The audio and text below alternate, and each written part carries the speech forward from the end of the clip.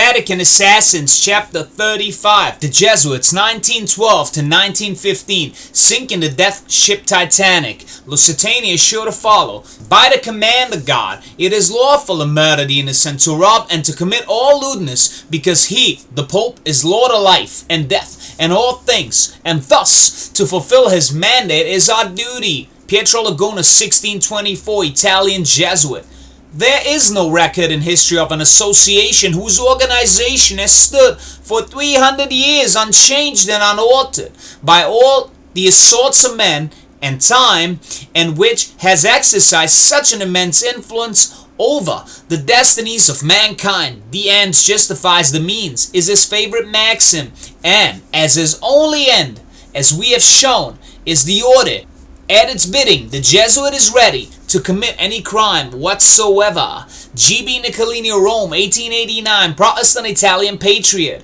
Why was the true role of J.P. Morgan, the banker and tycoon, who was the real owner of the Titanic, covered up at the American inquiry? How did the Attorney General, Sir Rufus Isaacs, who dominated the British inquiry, get away with insider trading in shares of the Marconi Company at the very moment its value was boosted by the key role of violence in the rescue, where two of the surviving crewmen who were on watch at or near the bridge of the Titanic when she struck her iceberg bright by White Star to keep their mouths shut, both at the inquiries and long afterwards? What guilty secret did they share? Did the office of the watch ignore 3 earlier warnings of ice from the crow's nest? Amid these and other puzzles, large and small, we cannot forget that the central mystery of the Titanic remains what it has always been.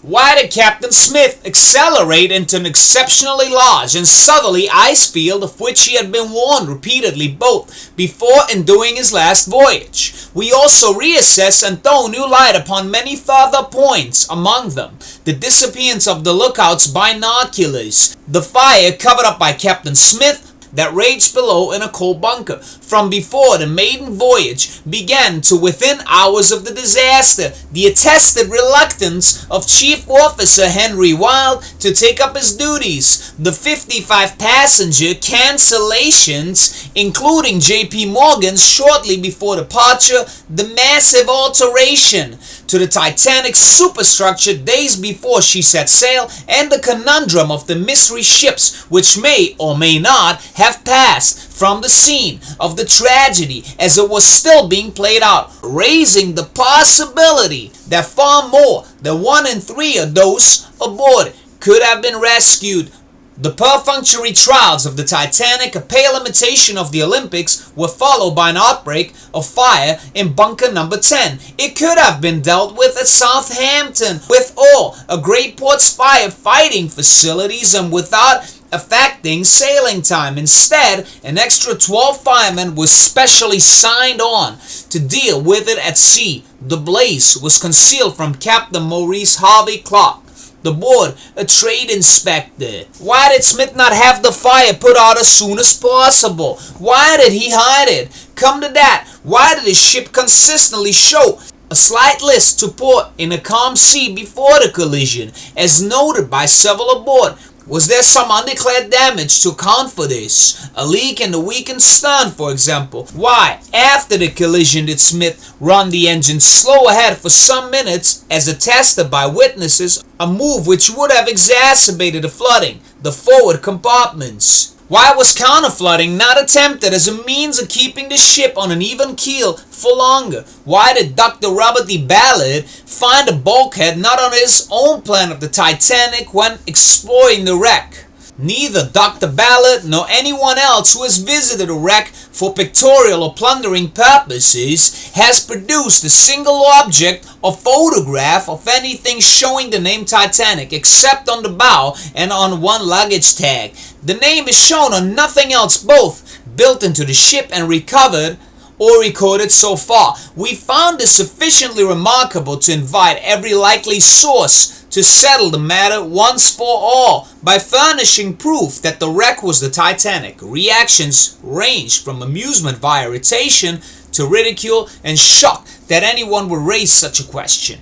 Our difficulty was that a substitution, far-fetched or no, looked like a promising explanation for so many puzzles. The author, inferring that white stars severely damaged the Olympic, was marginally repaired and sent to sea as the Titanic, that the real Titanic, renamed Olympic, went on to be used in World War I, and that J.P. Morgan benefited from the wreck. But in terms of interest and importance, J.P. Morgan, the real owner of the ill-fated ship, is the outstanding absentee, topping the unusually lengthy list of 55 passengers known to have cancelled their bookings at the 11th hour, including Morgan's business partner and the outgoing ambassador to Paris, Robert Bacon, American steel baron Henry C. Frick, railroad and shipping tycoon George W. Vanderbilt, America's chocolate king Milton Hershey, New York finance magnate Horace J. Harding, and Reverend J. Stuart Holden of St. Paul's Anglican Cathedral in London. He was too ill to sail on the world's most lavish liner, but well enough to reunite with his mistress in Aix-les-Bains, where he was found in excellent health by a reporter just after the ship went down. Asked about the disaster, he indicated extreme distress. He had arrived at the French resort after Nile cruise and visits to Rome and Florence, having conferred with his masters in the Vatican and Borgo Santo Spirito. The news confirming the disaster broke on his 75th birthday, 17 April, imparting to his murderous financial tyrant a most enjoyable birthday. Fortunately, a large part of his art collection, kept in Europe to avoid American import duty, happily eased just as Britain introduced death duties, happened to miss the ship because of last-minute hold-ups in crating. The ultimate owner of the lost ship was thus twice blessed. To him that hath shall be given. From previous chapters, we know the purpose of the Jesuit order, but before we begin to peer into the abyss of the tragedy called the Titanic, involving the largest ocean liner of its time, having been built to be treacherously sunk by the combined thunderbolts of the Olympic Jesuit order, known to itself as the Company of the Perfect, we must review how these mind-controlled soldiering International Marine Corps of Loyola carry out their deeds of blood while under the orders from their father general. I shall regard myself as a dead body without will or intelligence, as a little crucifix which is turned about unresistingly at the will of him who holds it, as a staff in the hands of an old man who uses it as he requires it and as it suits him best. When the general shall require the perpetration of any crime or the performance of any act, howsoever perfidious or shameless, in all or in any of these cases, the Jesuit shall execute his commands without fear of offense. J.B. Nicolini, quoting the wicked Jesuit constitutions, writes of the general, no constitution, declaration, any order living can involve an obligation to commit sin mortal or venial unless the superior command in the name of our Lord Jesus Christ or in virtue of holy obedience, which shall be done in those cases or persons wherein it shall be judged that it will greatly conduce to the particular good of each, or to the general advantage of the Jesuit order, and instead of the fear of offense, let love and the desire of all perfection proceed, that the greater glory and praise of Christ, our Creator and Lord, may follow. The Honorable Pennsylvania Congressman E. Joy Morris of Philadelphia, in his remarks against the introduction of the Masonic system and the secret religious orders of the Church of Rome into the Commonwealth, delivered on the final passage of a bill to incorporate the Third Order of Franciscans in Cambria County in a body politic, declares in 1856, just prior to America's war between the states, with what an iron yoke that monastic fraternities are ruled by the superior generals, and how completely individual independence is crushed under such a system, may be understood from the following extract from a work of the Reverend Father Jesuit Xavier de Revenant, De l'existence et Dei, Institute the Jesuits, page 53 and 54. We read at the article, Obedience to Superiors. You shall always see Jesus Christ in the general. You shall obey him in everything. Your obedience shall be boundless in the execution, in the will and understanding. You shall persuade yourself against common conscience that God speaks with his mouth, that when he orders, God himself orders. You should execute his command immediately with joy and with steadiness. You shall penetrate yourselves with the thought that all which he will order shall be right. You shall sacrifice your own will with a blind obedience. You shall be bound at his request to be ready to unveil your conscience to him. You shall be in his hands a dead body, which he will govern, move, displace according to his own will. You shall resemble the stick upon which rests as an old man. They contributed, says Henry Hallam in his Constitutional History of England, in a very material degree, to check the tide of the Reformation, subtle alike and intrepid, pliant in their direction, unshaken in their aim, the sworn, implacable, unscrupulous enemies of Protestant governments. The Jesuits were the legitimate object of jealousy and restraint. As every member of that society enters into an engagement of absolute unhesitating obedience to its superior, no one could justly complain that he was presumed capable at last of committing any crimes that the policy of his monarch, Jesuit general, might enjoin. The general possessed the secret of every member. He knows the character, the inclinations of every member. He is made acquainted with the consciences of all who must obey him, particularly the provincials and others to whom he has instructed functions of great importance. Every year list of the houses and members of the society, the names, talents, virtues, failings, and all are there recorded. And in the words of the general, we have meant for martyrdom, if they be required. The year is 1909. The building of the Titanic has begun at shipyard in Belfast, the capital of Northern Ireland. Belfast is a Protestant haven of the Irish and is headed by the Jesuit order. By 1912, nearly 500,000 Ulster Protestants would sign the Ulster Covenant, pledging to defeat the conspiracy to set up a Home Rule Parliament.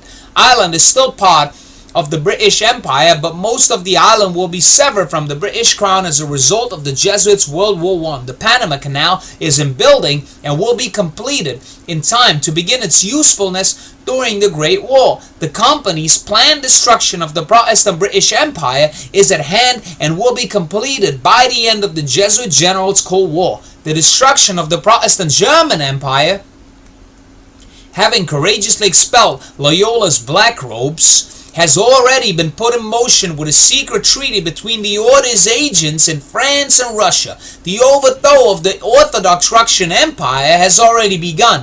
The Jesuits having provoked the war in 1904 using Emperor Meiji of Japan. The destruction of Imperial Japan is in the making as payback for the Emperor's shogun expelling the Jesuit missionaries for over 250 years. The atrocities of the Jesuits' Bolshevik Revolution and subsequent inquisition by Jesuit-trained Joseph Stalin will be blamed on the Jews, converting the Europeans into unwitting tools of Rome's Third Reich. The Jewish Holocaust will be used to justify Rome's creation of the labor Zionist nation of Israel, paving the way for an even greater burnt offerings of Jews, as the majority of these descendants of Jacob, due to worldwide anti-Jewish fury, are to be driven from the nations to one geographical location, the land of Canaan being necessary to that end.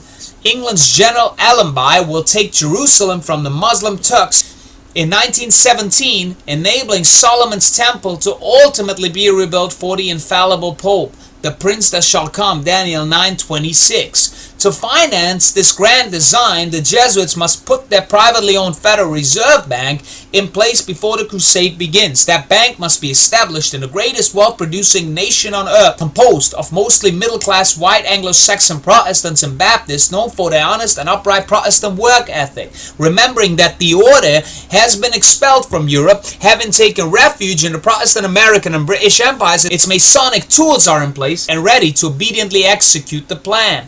But there are those in government and high finance within both empires who are not willing to participate.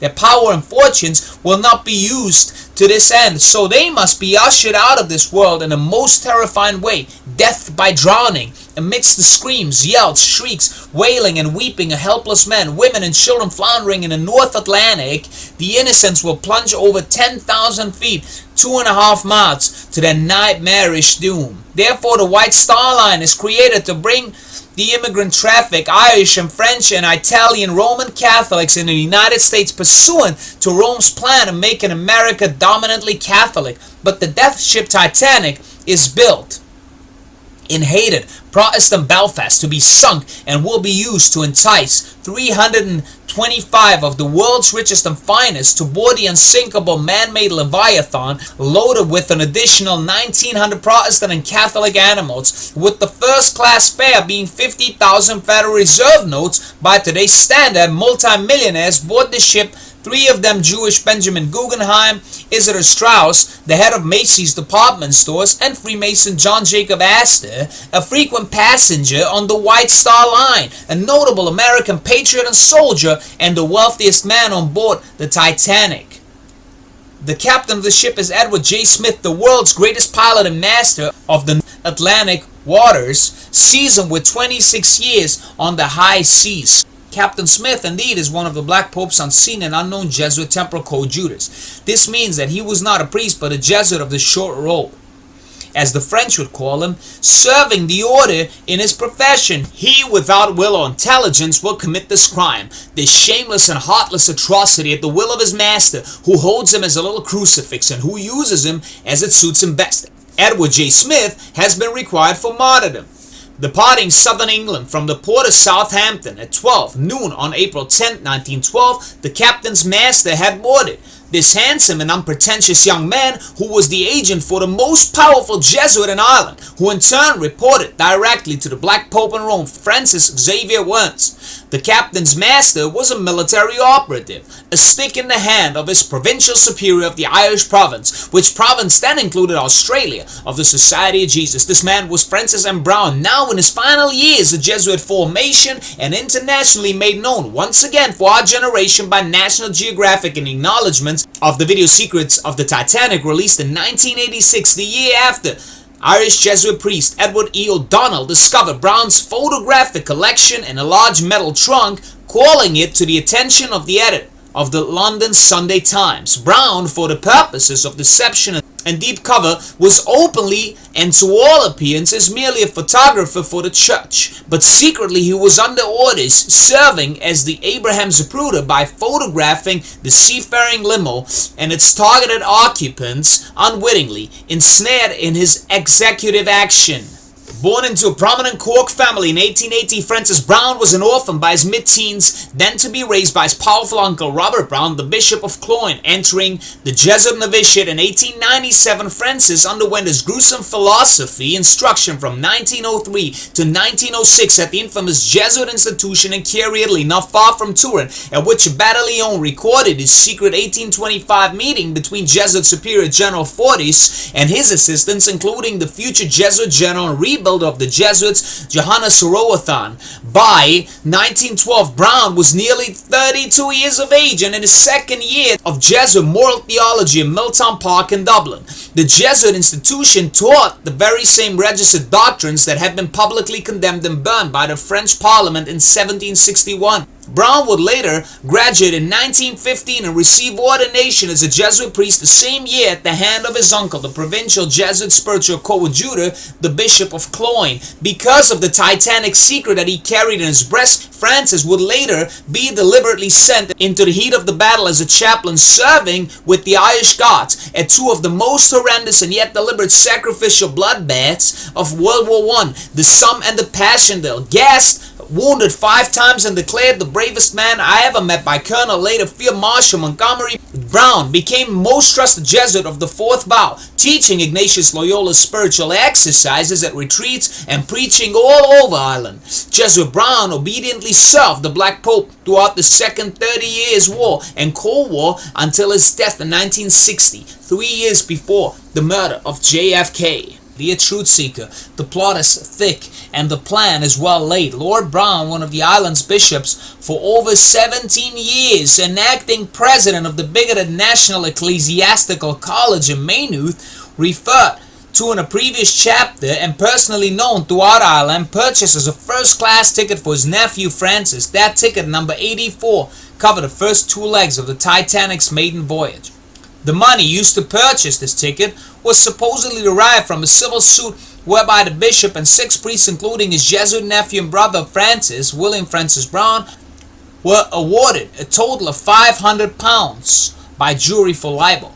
The publishing defendant had claimed the Most Reverend Lord Bishop, in pursuance of the order's home rule doctrine and quest, had ordered the Catholics of his diocese to dismiss all Protestants in their employ, which of course in pursuant to maxim of canon law as taught at Maynooth College. The bishop also gave his nephew a new camera with which to photograph the entire ship and its passengers, especially the targeted businessmen of immense wealth, resisting the temporal power of the infallible Pope. To effect entry of the priest into every nook and cranny of the ocean liner, the bishop gave a cherished letter of introduction to be presented to a staunch Irish Roman Catholic, the White Star Line's congenial chief pursuer of the ship, longtime fellow officer of Captain Edward Smith, Jesuit temporal coadjutor Halbert W. McElroy. This man had studied for the priesthood, was a member of an order titled Canons Regular of the Lateran. His brother Richard was a priest, and he had signed on the death ship April 9th, the day before she departed Southampton, he would sacrifice his life for the Pope on the Titanic. With the blessing of his bishop uncle, his brother priest William Francis, and his Jesuit provincial master, in accordance with the constitutions of the Society of Jesus, that trust a Jesuit and theological student departs for Southampton, England.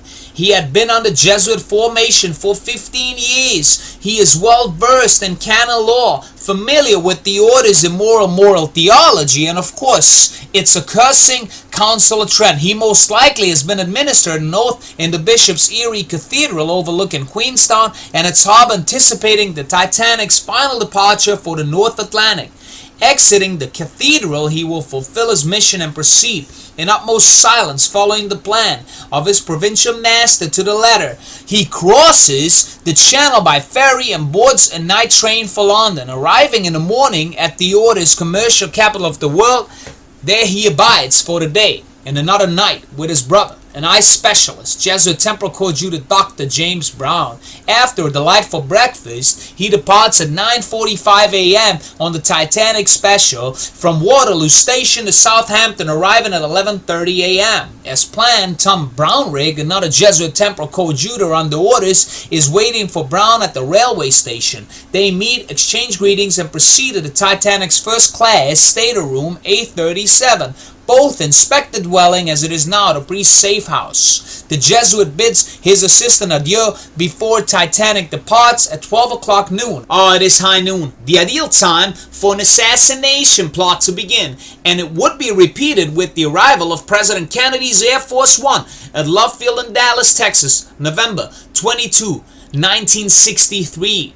Jesuit Brown begins the second phase of his assignment. He has the perfect cover. Disguised as a man of God, he's harmless and unassuming. Proceeding to the chief purser's office, there enjoys the genial friendship of Herbert W. McElroy.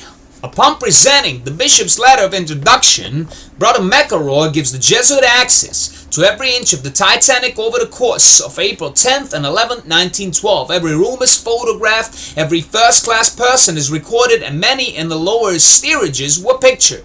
Or for the benefit of the Black Pope in Rome, the Jesuit Father Provincial, of which there are only 10 for the American Empire, knows his Jesuit theological student and nephew of the bishop under his abject control, will spend 2 days on the death ship, taking pictures of the passengers, knowing full well their fate. All Jesuit coadjutors will be photographed, from Captain Smith to First Officer Murdoch to Chief Purser McElroy. All will be recorded for posterity. After stopping at the French port in Cherbourg, from which Astor boarded The video, narrated by Hollywood actor, pro-Bill Clinton activist, having aided Janet Reno's bid to be a Florida governor. Martin Sheen, who renamed himself after Bishop Fulton J. Sheen, another darling of the Jesuits, having visited their former novitiate of St. Isaac's Jokes in Wernersville, Pennsylvania, reveals a vacationing priest, Father Francis Brown, caught these poignant snapshots of his fellow passengers, most of them on a voyage to eternity.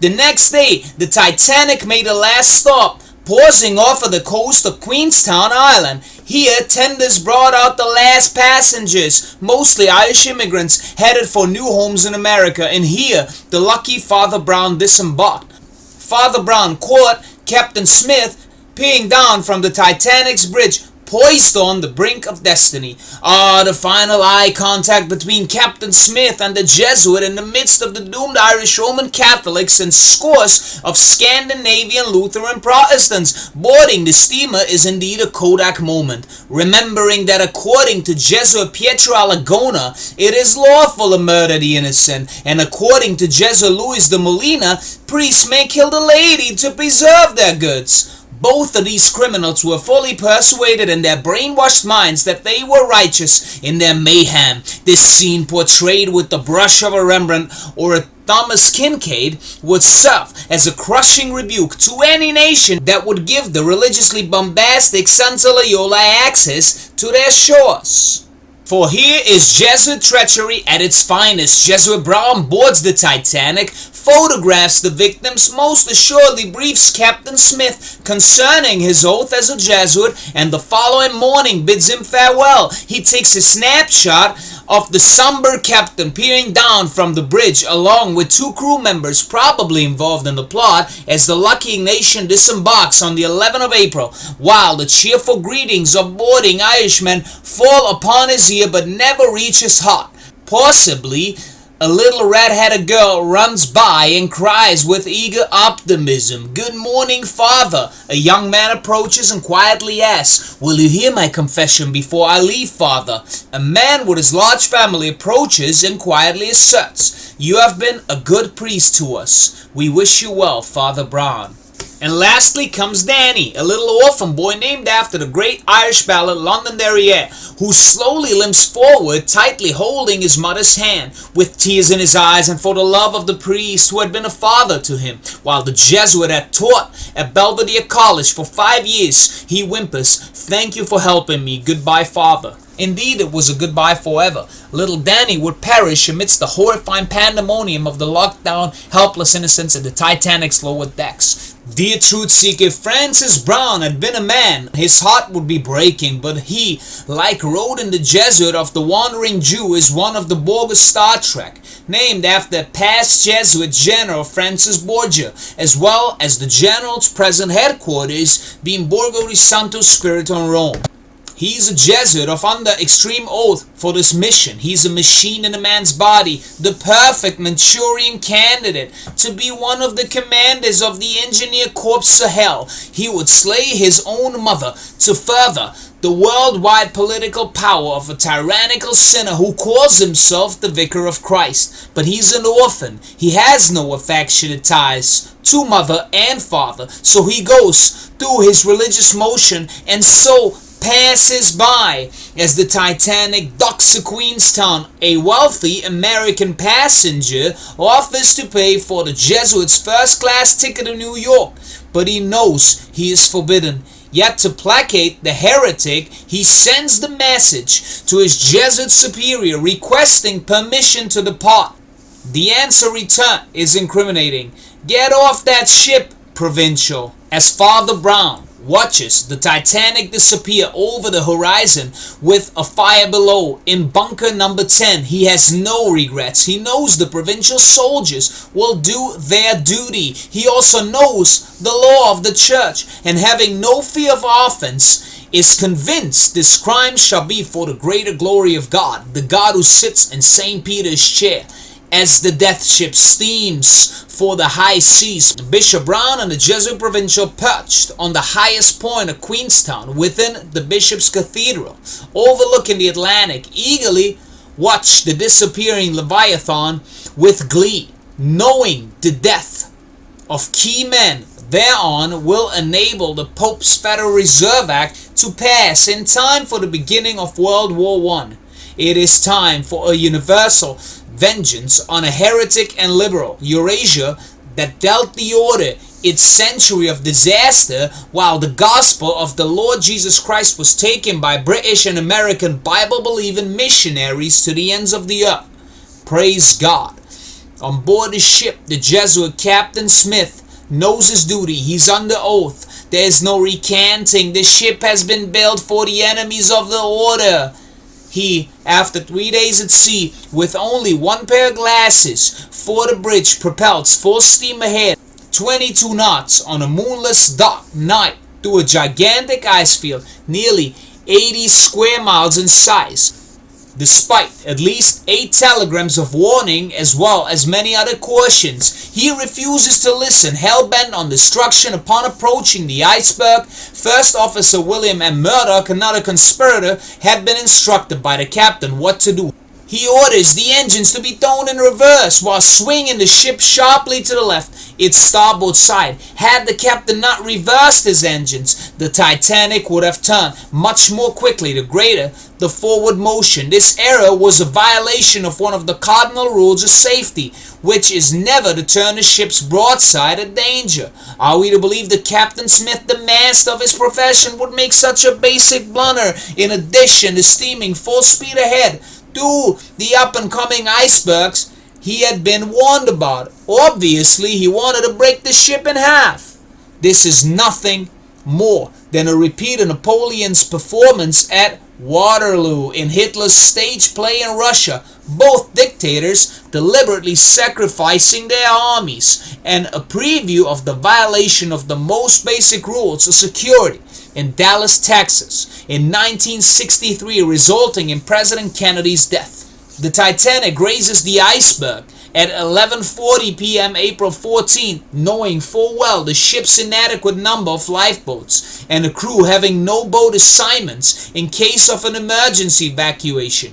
Captain Smith walks back to the radio room and instructs his officer to send a CQD, then later an SOS. Smith, the Jesuit coadjutor, has fulfilled his intended purpose in obedience to his Jesuit master, Father Francis M. Brown, Jesuit Provincial, pursuant to the Jesuit oath. Amid the innocence of its passengers, the brutal crew begins to evacuate the ship, but the Jewish multimillionaires Astor, Guggenheim, and Strauss are forbidden to board a lifeboat. A few hours later, in the midst of a horrors and panic, with the musicians playing the inspirational Protestant hymn of the Welsh people, "Nearer My God to Thee," the Titanic splits in half, plunging to the bottom of the ocean. Along with over 1,500 souls, Astor's young second wife survives, and the Jesuits most likely acquire the use of a fortune through their money trust in obedience to their secret instructions. Did not the Jesuits benefit when Harvard's Wheaton Library was built with a donation from Titanic survivor Eleanor Wheaton? Did not both her husband George and son Harry perish in the disaster, leaving her in charge of the largest fortune in Roman Catholic Philadelphia? Did not the Jesuits benefit by eliminating Astor, Guggenheim, and Strauss, as they were in agreement with the Jewish American Supreme Court Justice Louis Brandeis in opposing the passage of the Orders Federal Reserve Act? Of Brandeis' opposition we observe. In mid-November 1910, several members of the Aldrich Commission went down to the Millionaires Club at Jekyll Island, probably courtesy of Morgan, to work out a specific plan. The expedition included Aldrich, Davison, Vanderlip, Warburg, A. Platt Andrew, and Irish Roman Catholic Ben Strong, now Vice President and Bankers Trust, dubbed the Morgan Man, who as President of the New York Fed contributed to the Orders stock market crash of 1929.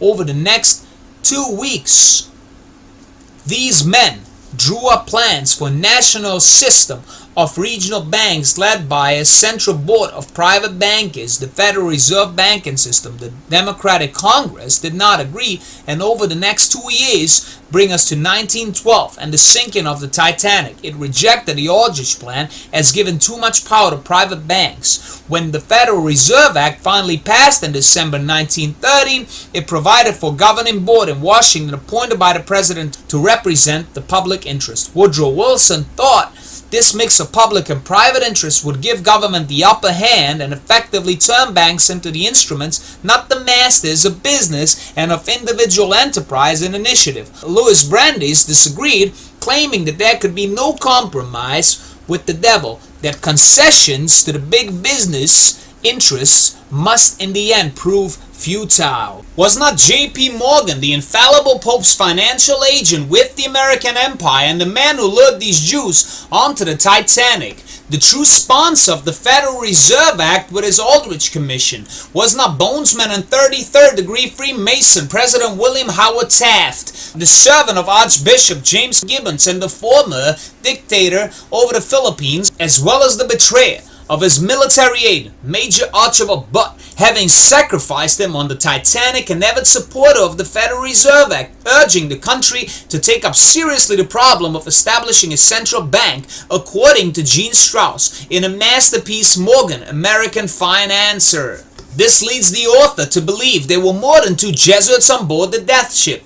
There were probably at least 10 of the ship's officers and crew who were professed and under extreme oath. There were possibly several Knights of Columbus under the oath of the 4th degree, as well as a few Freemasons loyal to the mark IHS, the seal of the Black Pope. This explains why Jesuit Brown, the direct agent of his Jesuit provincial and trusted nephew of the local Irish bishop, would personally board the vessel. He must have leisurely finalized the plan with his soldiers charging this select group of the ship's yes-men, hired at the last minute as a result of a contrived strike in England, that upon Jesuit Captain Smith's order to abandon ship to quickly lower the inadequate number of lifeboats, less than half full, with only women and children, into the water, while forbidding the men selected money targets from boarding. The poor passengers within the lower levels were to be locked down so as to prevent the order's wealthy victims from escaping the watchful eye and possibly boarding a lifeboat amidst the hysteria and confusion on deck. Jesuit Captain Smith's deliberate sinking of the Titanic was a preview to the sinking of the doomed USS Indianapolis, overseen by the order's CFR member and commander of the Pacific Fleet, Admiral Chester William Nimitz, along with several devious subordinates, including Captain Oliver Naquin. The ship's captain and patsy, Captain Charles B. McVeigh III, having been the chairman of the Joint Intelligence Committee of the Combined Chiefs of Staff in Washington, D.C., must have known too much and was to be silenced, but Captain McVeigh survived one of the greatest disasters in the history of the American Navy. Predictably, in 1968, unable to cope any longer with this mental agony, the innocent and good captain took his life, to the shame and disgrace of the high command of the U.S. Navy, controlled by the Black Pope via his Knights of Malta and high-level Freemasons. To prevent nearby Fridays from responding with help, the distressed flares were seen to be white. Party time! When they should have normally been red. It was for this reason that only one of the lifeboats returned to retrieve those freezing in the darkness, as the temperature of those waters were only 28 degrees. Like the selections at Auschwitz, those selected to board the lifeboats would live. Masons and possibly Knights of Columbus, so Catholic action, including Jesuit temporal coadjutors Smith, Murdoch, and McElroy. This leads us to another question. Who owned the White Star Line? For its management was ultimately responsible for choosing the men who would man the ship, and with the money involved in financing those luxury liners, the Titanic, Britannic, and Olympic, only select Knights of Malta and the modern-day Knights Templar, select Shrine of Freemasons, the great men and the merchants of the earth, Revelation 18:3 and 23. Could have been the movers and shakers on this attack on the private fortunes of wealthy Jews, enjoying the blessings of Protestant Calvinist liberty secured by William I of Orange, Oliver Cromwell, and George Washington, as well as Otto von Bismarck. The knights knew that the Hebrews of both the American and British empires had never suffered formal persecution for over 200 years, and as a result invested their wealth in great industries, bringing financial prosperity to both Protestant peoples. About the time of Titanic, the renowned composer Gustav Mahler, directing the Vienna Court Opera and having composed his immortal and magnificent Symphony No. 5 at a Ghetto, abandoned Roman Catholic Austria and settled in New York City in 1909 to enjoy Protestant liberty while conducting the New York Philharmonic as a Jew. 30 years later, his symphonies were banned by Rome's Nazis as degenerate Jewish music. Indeed, the Bible is still true. The pre-incarnate Son of God declaring to the nations his promised response to their treatment of his servant Abraham. Later reaffirmed to Isaac and finally to Jacob, including his 12 sons and their physical descendants, the house of Israel. And I will bless them that bless thee, and curse him that curseth thee. Genesis chapter 12, verse 3. For he that toucheth you toucheth the apple of his eye. Zechariah 2, verse 8. For I am the Lord, I change not. Therefore ye sons of Jacob are not consumed. Malachi 3, verse number 6. So the Jesuit general used his papal knights to essentially destroy this happy relationship between American Protestants, Baptists, and Jews, as he created his monstrous international monopoly Federal Reserve Bank. One of his Masonic Knight Templars was the multimillionaire John Morgan. This evil and sinister man, then operating one of the largest banks in the world, would be responsible for the suppression of Nikola Tesla's brilliant inventions, including worldwide free energy. According to Anthony C. Sutton in his Wall Street and the Bolshevik Revolution after Morgan's death in 1913, a portion of his massive wealth invested with the American International Corporation, AIC, in New York, now the American International Group, AIG, headed by a CFR honorary vice chairman and director Maurice R. Greenberg, would finance the Bolshevik Revolution, that Jesuit Inquisition in Orthodox Russia. According to an arts and entertainment documentary video, this J.P. Morgan, his International Mercantile Marine IMM, having financed the White Star Line and thus the building of the Titanic, had designed a cabin specially furnished and reserved for himself. Suite B-52, previously assigned to steel baron Henry C. Frick, his promised presence serving as bait for those marked for death. And at the last moment, just prior to the Titanic's departure from Southampton, this spiritual bastard canceled his reservation, citing ill health, in addition to 54 other men of wealth or power. But with inside information, abandoned his friend and president of IMM, J. Bruce Ismay, the disgraced American scapegoat, who later was fired from his job after managing to survive his intended death by jumping into a lifeboat and returned to New York on another ship.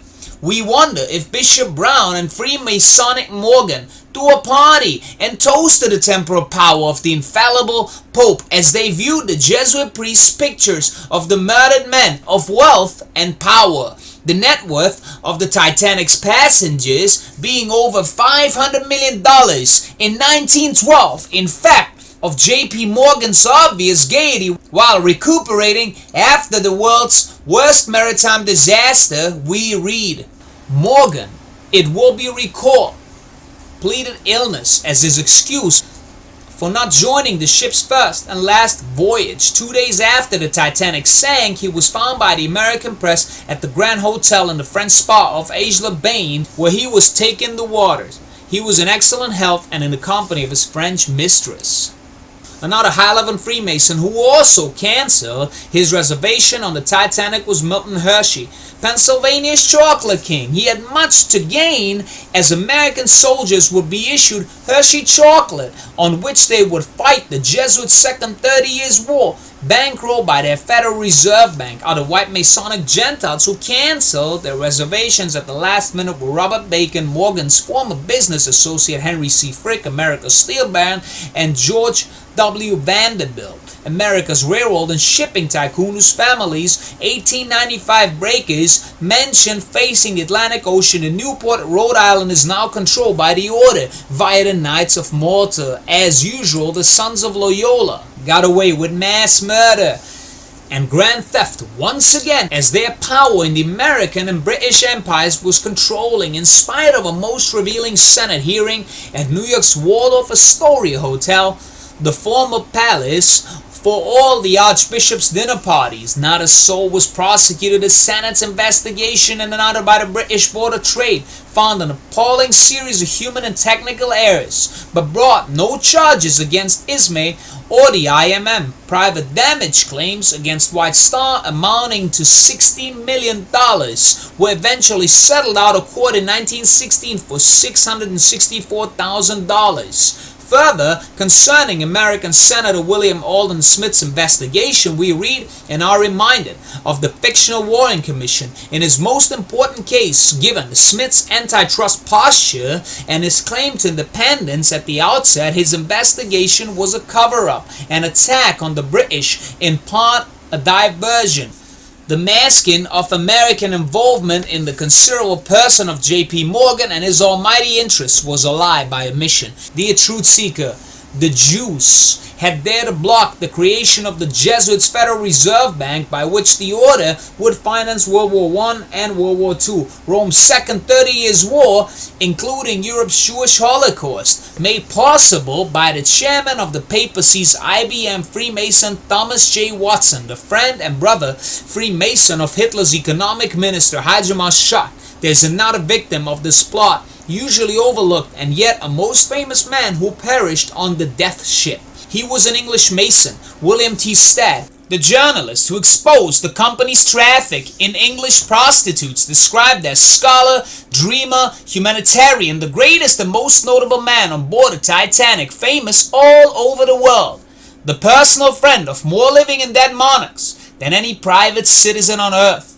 We marvel at his apparent courage.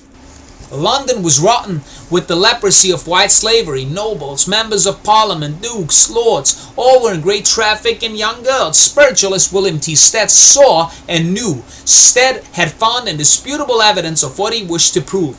He knew that power was against him, that money was against him, and that corruption was against him. Bit by bit he gathered his testimony. Name after name was secured. And then, one morning in 1885, the blow that changed England's morals fell. London awoke to stare, to gasp. Stead had called his exposure the maiden tribute to Babylon, and there was truth to back every statement. Stead was arrested. He was thrown into prison on the charge that he had committed an infraction of the laws. But he only smiled. He knew that he had won, that Parliament would be forced to pass a law that would wipe out the white slavery, and Parliament did. The sinking of the Titanic was not only necessary in establishing the order's Federal Reserve Bank, it was the beginning of the destruction of America's real economic wealth, so characteristic of Bible reading, hard working, moral, inventive, courageous, ruggedly individualistic, white middle class Protestant nations. If the order was to succeed in its counter-reformation attack on the West, private wealth must be cleverly taken from Protestants and given to the order's papal knights and occult masons intending to rule corporate America. Of this coveted and yet detested Protestant economic prosperity, evident not only in America under President McKinley, but in England during the reign of Queen Victoria. We read in 1899, "It is Protestantism which, by God's help, has been the cause of England's prosperity and of that of all other white Protestant countries, while Roman Catholic countries which acknowledge papal supremacy are everywhere going down in the scale of nations. Protestant countries are everywhere growing in prosperity. The Protestant nations are at the head of the world in everything which make nations truly great and glorious. We have therefore no reason to be ashamed of the word Protestantism. This horrible tragedy, rivaling Shakespeare's King Lear, could have been prevented had both the British and American governments been doing their biblical duty of punishing evil, had the English crown expelled the Jesuits and Knights of Malta, even as Queen Elizabeth I had done in the 16th century, and had the Masonic lodges been closed, even as Cromwell had done in the 17th century, the heartbroken Irish Catholics and Protestants whose sons and daughters were sacrificed by Ireland's Jesuit master Francis M. Brown would have never shed their Titanic tears over lost loved ones, further staining the pages of Irish history. Oh, beware of the Ides of April. Titanic was sunk on April 15th, the same day Lincoln had called out troops on the Protestant South, the same day Lincoln died at the hand of his Jesuit-controlled assassin, and at the same day all 14 Amendment citizen serfs of the Jesuit general's Holy Roman American Empire make their annual confessions to the Pope's privately owned Internal Revenue Service, pursuant to the Fourth Lateran Council of 1215, ruled by demon-possessed Pope Innocent III. Indeed, the code of law governing the American Empire had been modeled after the code of law governing the Pope's Vatican Empire. If the Jesuits would sink a ship full of people just to get to one man, would they not do the same with an airplane? Was it not a coincidence that Congressman Larry P. McDonald on board flight KAL-007, the lucky 33rd degree Freemason Senator Jesse Helms, having boarded the untargeted sister flight in Alaska and would later drop the investigation in 1992, was supposedly shot down by a Russian Su-15 jet fighter in 1983 as he was calling for a congressional investigation of the Council of Foreign Relations and Trilateral Commission? Is it not obvious as to why President Ronald Reagan, the mere slave to Knight of Malta and CIA Director William J. Casey, refused to retaliate against the Soviets, Casey knowing full well the aircraft had been fitted for destruction at Andrews AFB with a radioactivated bomb, that KAL-007 was blown up by a nearby U.S. intelligence station and sunk 400 miles south of the official wreckage area, killing 269 innocents. Was it not a coincidence that John F. Kennedy Jr. lost control of his aircraft, having had its tail internally blown off, and plunged into the Atlantic Ocean, killing his wife and sister-in-law, all three bodies being full of shrapnel, according to Cincinnati radio host and Baptist pastor Ernie Sanders, as he sought to find his father's real killer? As a possible U.S. Senator from New York, a multi-millionaire, successful publisher, and loved by the people, he would have solved the crime of the century. There are no accidents. Through such tragedies like the deliberate sinking of the USS Indianapolis during World War II, the Jesuit order benefited and had the power to cover it up with their key men responsible for investigating the murders. We also must conclude that somehow the book Jesuit order absorbed the fortunes of the wealthy for its use in destroying the Protestant Reformation while reducing the nations to serving dictators loyal to the Pope, who in turn hate the Jews. Years later, the Jesuits controlling the Jesuit Theater, or Hollywood, the wood from which magic wands were made, through their Masonic Jewish labor Zionists, would release the most expensive and profitable movie of all time, commemorating their great sacrifice in the North Atlantic to their God who sits in St. Peter's chair. That movie was Titanic. A previous movie had also been released, reenacting another one of their keystone human sacrifices in North America. That movie was JFK Director's Cut. Dear Truth Seeker, if we do not learn our lessons from the past, including the deliberate wrecking of the Titanic, we are doomed to repeat them with more national tragedies like the stock market crash of 1929, America's Titanic, the Kennedy assassination, the Watergate scandal, the Iran-Contra affair, the Whitewater fiasco, the Chinagate scandal, Opus Dei's Justice Department having dropped 58 counts against the guilty Chinese intelligence operative Dr. Wen Ho Lee, thereby concealing the high treason of the orders CIA, which boldly gave America's most classified thermonuclear warhead secrets to the bloody red Chinese, and now the attack on the World Trade Center and the Pentagon.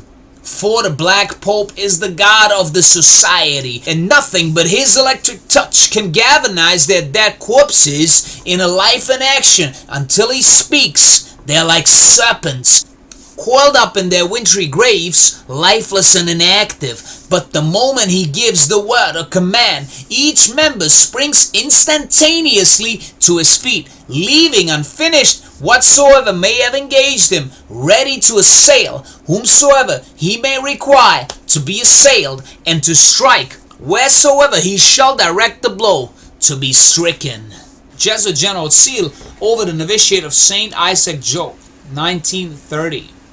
Hollywood actor Martin Sheen's summer visit at Wernersville, Pennsylvania, St. Isaac Jogues Jesuit Center for Spiritual Growth, 1990s. During a hush-hush, no press visit, Martin Sheen, a pro-Jesuit theater actor, socialist Democrat, and a Clinton activist, now a prominent defender of Mexican aliens, most being Roman Catholics loyal to the Pope's American hierarchy, illegally residing within the western United States, toured a former novitiate with Jesuit Patrick Kelly, far left, and Jesuit actor Michael Kennedy, far right. We must remember that neither Malta Joseph P. Kennedy was one of the founding fathers of America's silver screen.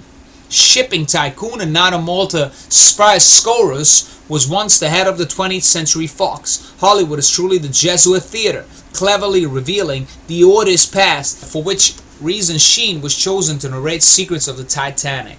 House party at the Harcourt's Newnham Park, 1907. Seated in the center is King Edward VII, 1901 to 1910, the Black Pope's most powerful Freemason over his British Empire. Standing on the stairs, fourth from the top, is John P. Morgan, the Black Pope's most powerful Freemason in his Holy Roman 14th Amendment American Empire. Both men were beholden to the dictation of the company, English Jesuit Bernard Vaughan being one of several. The King and Morgan were intimate friends and mutually ruthless. Edward, while the Prince of Wales, covering for the murders of artist Walter Sickert, alias Jack the Ripper, and Morgan, having caused the four major U.S. financial crises from 1873 to 1893. In 1907, both men, in ruling their national banking empires, caused America's greatest financial panic, leading to the secret drafting of the Federal Reserve Act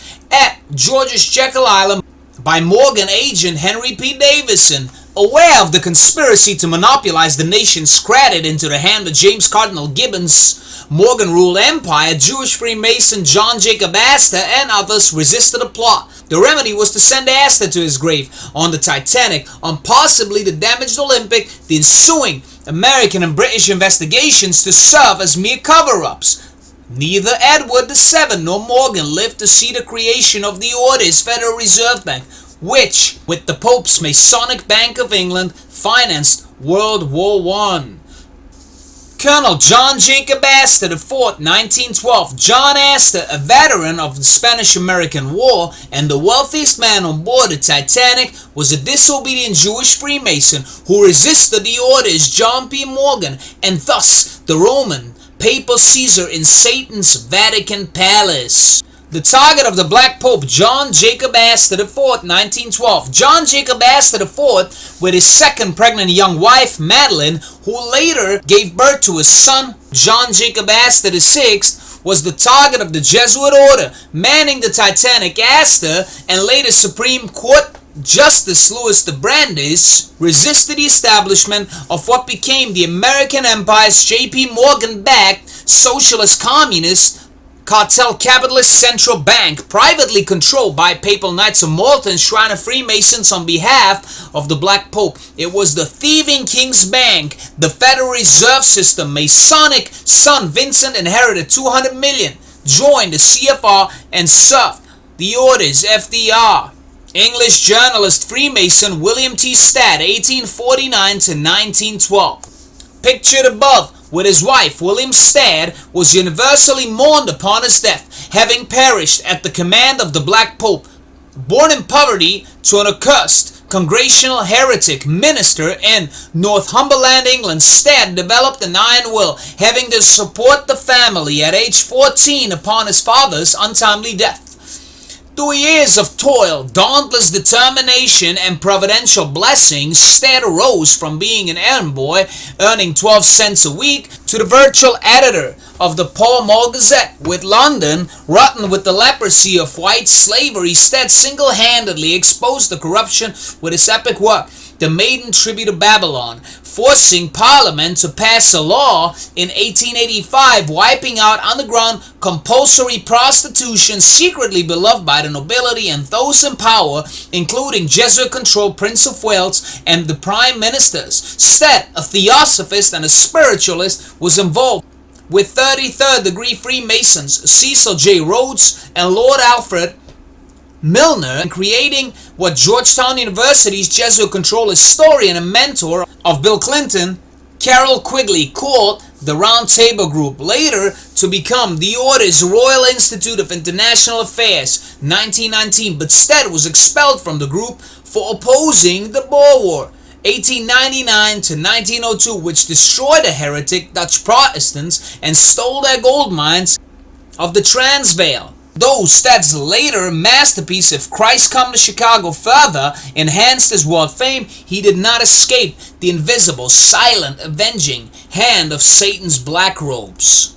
Jesuit coadjutors William M. Murdoch and Edward J. Smith, 1912. Captain Smith, on the right, posing with his first officer, privy to the plot, kept the Order's wealthy Jewish targets from boarding the partially filled lifeboats. Titanic's guilty Captain Smith about to depart, 1912. As the Jesuit Francis M. Brown disembarked from the Titanic and returning to the Black Pope's Irish province, he took this final snapshot of Captain Smith peering down from the bridge. The eye contact between the Jesuit and the death ship's pilot betrayed the oath-bound duty the captain would fulfill. Condemned Irish immigrants ready to board the Titanic, 1912. This approaching ferry during the Titanic's last stop at Queenstown Island was loaded with happy, optimistic Irish immigrants headed for Protestant America. Doomed Irish Protestants and Catholics boarding the Titanic, 1912.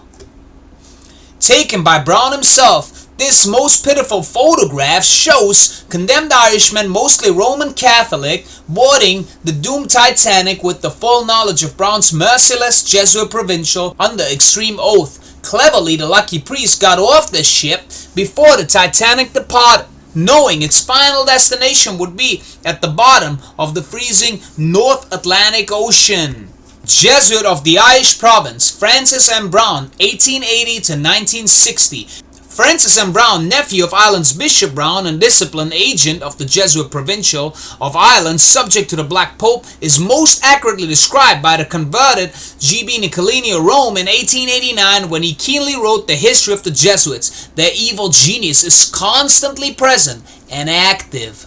RMS Titanic departs with the cream of American society, 1912. As the death ship set out to meet its predetermined destiny, the obedient Sons of Loyola on board had no regrets, for the sinking of the Titanic was in the motto of the order, Ad Majorem Dei Gloriam, for the greater glory of God. It was in fact for the further extension of the temporal earthly power of the Black Pope's infallible God on earth, who sits in the Vatican St. Peter's chair. Francis Brown, Bishop Robert Brown, William Brown, 1920s. These are the savage killers, the merciless monsters fraught with deception and treachery, brainwashed with Ignatius Loyola's satanic spiritual exercises, so as in the name of holy obedience to silence every twinge of conscience sparked by unspeakable crimes against the Most High God. Francis Patrick Mary Brown, the youngest of 8 children, orphaned in his teens and raised by his uncle, the Bishop of Cloyne, Robert Brown, entered the Jesuit novitiate in 1897 at the age of 17. By 1912, the Jesuit was in his first year of moral theology, fully imbibed with the maxim of Aquinas, it is no murder to kill a heretic.